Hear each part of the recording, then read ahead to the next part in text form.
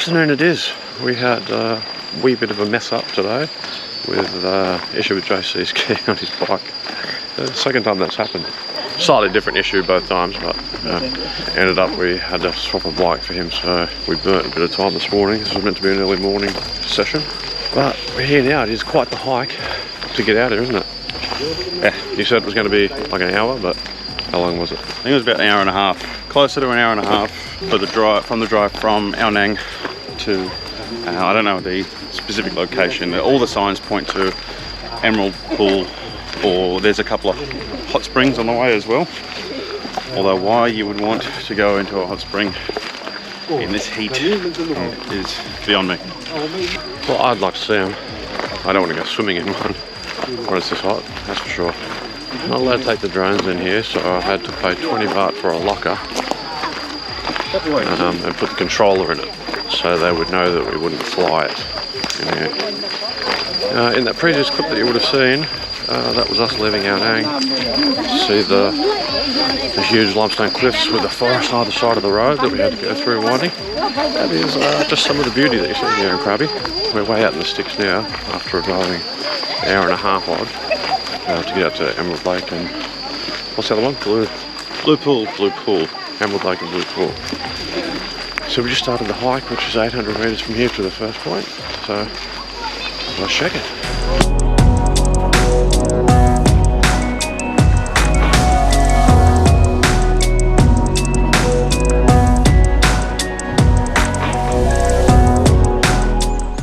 What's this, to Emerald Pool? Do we have to go past the, or do we go up this way? We have to come back out. Oh, there's the store.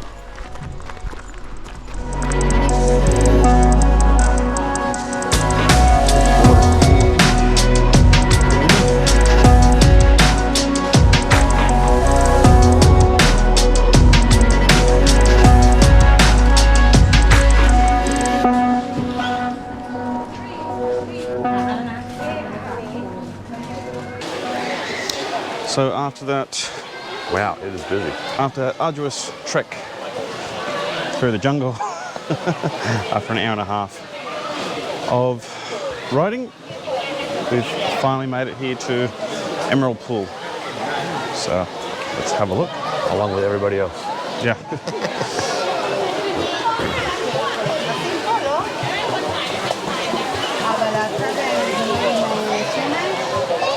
There's the pathway. Up that way or this way?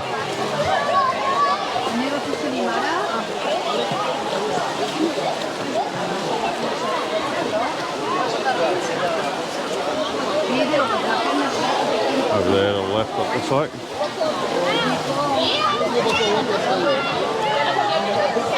Yeah.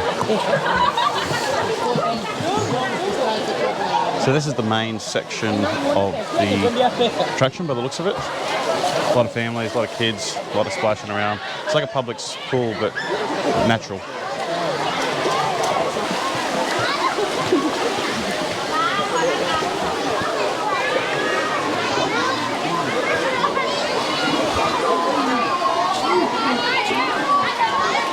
Clear crystal water. It actually looks really nice. Yeah.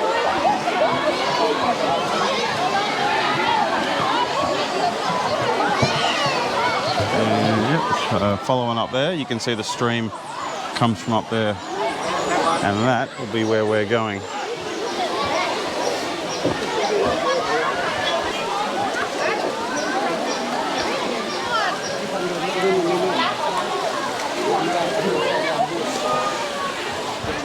So this is the natural stream.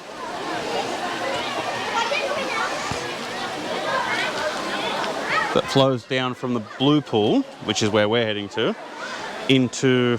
Wow, that's interesting. The Emerald Pool. It's across the whole plain there. Yeah. Yeah, it's crazy.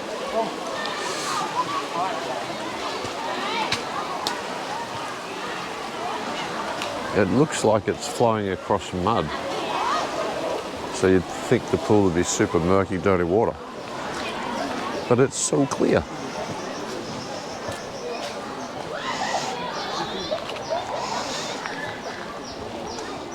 Wow, it just floods across this entire plain.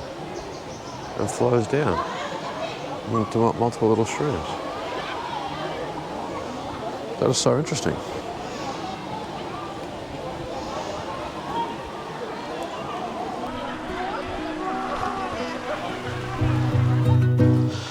So we've got these streams all the way from the blue pool. As you would have seen, it just treks across just a plane of, what would you call it, Dale? Ground? Plane of rock? I don't know what that brown stuff is. It looks like mud, but it's clearly not. It can't be. The water's crystal clear. Here's some here as well. You know those other places in Thailand that's got the, what they call it, the sticky falls or whatever? It looks kind of like that, mud, but it's like grippy and you can walk up it. I think the brown is only the colour of the wetness of the ground. I don't think it's actually some kind of mineral. Yeah, because you can see over here you've got that sort of grey texture, and then where it's wet it's brown. But the whole thing just trickles down. And here we go, it's coming up. Well, there's a couple of deeper sections here where you can actually see the water flowing.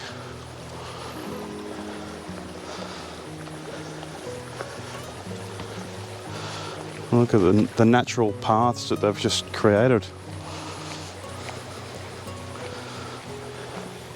And just walking to this section, I can sort of tell We're at section 9 now. So we want to go this way. Yeah, I just want to quickly have a look at this stuff. Yeah. So you can already tell this section where we're heading to now is a lot quieter. Doesn't look like it.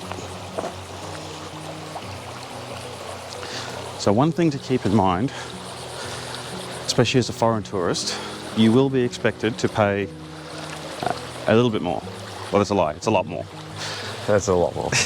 So the price... More than 10 times. The price for a Thai adult is 30 baht entry fee. Thai children, 20 baht entry fee.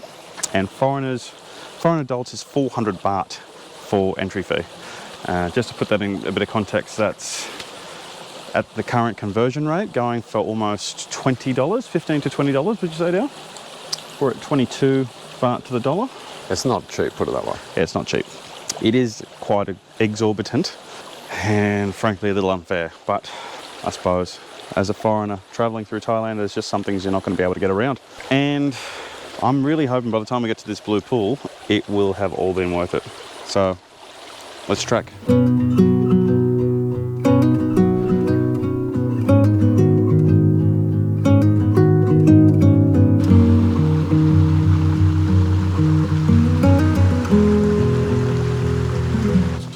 After a lengthy motorbike ride from Ao Nang, an exorbitant fee upon entry, and a decent hike through the jungle, we've finally arrived. Now, question you're probably asking yourself, was it really worth it? Let's have a look. Wow, the colour.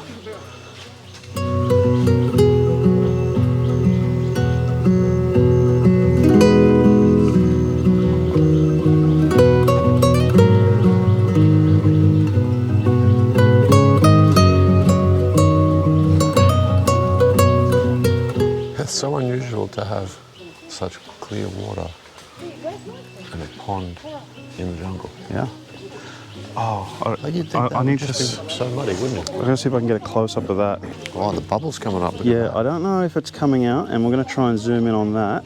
But right there are these bubbles coming up from the base of the pond there, and that'd be the hot spring. Yeah. I'm assuming. Coming up.